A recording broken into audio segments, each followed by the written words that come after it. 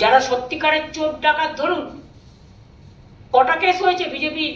খুনি, ডাকাত, ধর্ষককারী, হত্যাকারী, হাওলাকারী, কটা কেস হয়েছে?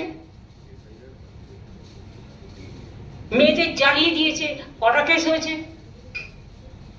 প্রতি রাজ্যে বাংলা ভাষায় কথা বলে উড়িষ্যায় রোদ মারছে বাঙালিদের,